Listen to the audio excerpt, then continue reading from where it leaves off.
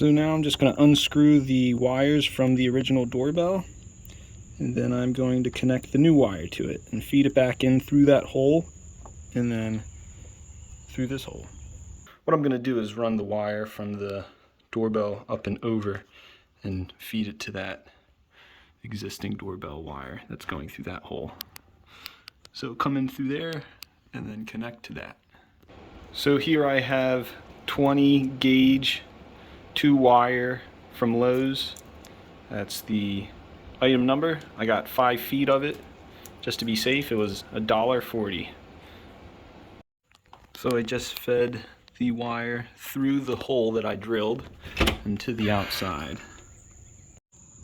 Okay, so now I have the wires. This is one end and then this is the other end that I was able to feed through. I'm going to connect these, splice them, I suppose, and then I'm going to use heat shrink wrap on both of the lines.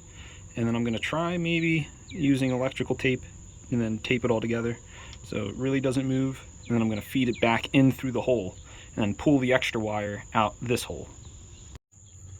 So I just removed the casing on these wires using this tool here.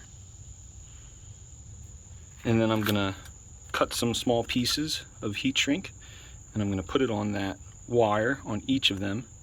And then after I'm done splicing the wires, I'm going to put this tube over them and then heat it up and shrink it on the wires.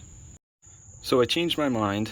I stripped the casing off of these wires here, and I'm going to use the shrink wrap butt wire connectors,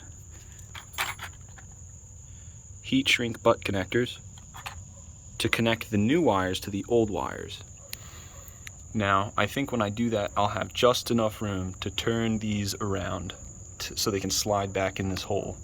My goal is to put the wires back in this hole and then caulk these holes and make this look like it's never had a doorbell before. I decided to untwist these wires and slip on some heat shrink tubing and then put the heat shrink tubing over these guys and then heat it up some more. I think I'm going to give that a shot. I untwisted the wire and I slipped on the heat shrink tubing and I'm going to try and feed it on top of the butt connector. I'm going to try and shrink it over. And then once I do each, I'm going to shrink both of them together. I'm going to feed it back in through this hole. I successfully slipped the heat shrink tubing over the butt connectors and I'm going to heat shrink it using a lighter. So this is them, and the tubing was shrunk over them. I got a little too close with the flame, so it charred the rubber a little bit. You want to kind of stay away from the rubber and with the flame and use the heat to shrink it as opposed to directly putting it in the flame. But it's not too bad, so I'm going to keep it like this. It feels tight, the wires feel good, and then I'm going to feed the wire back in through this hole and try and make it so these guys fit back in. I am feeding them one at a time back through. I'm going to try and turn them like this and then feed them back in. And then once I get both wires on the other side, then I'll twist them together and then feed them back through that hole right there. The wires are too thick to fit back through the doorbell hole. They both were able to turn around, but they both get stuck.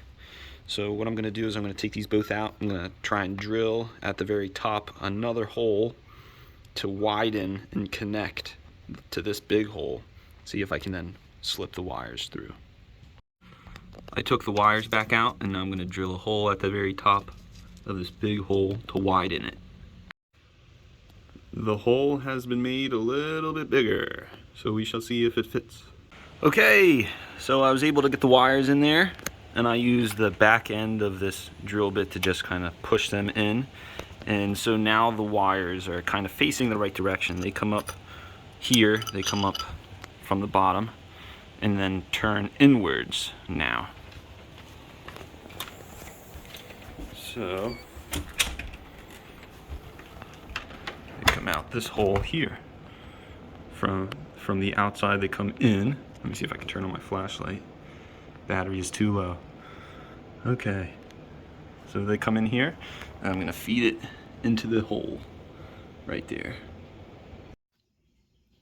So here are the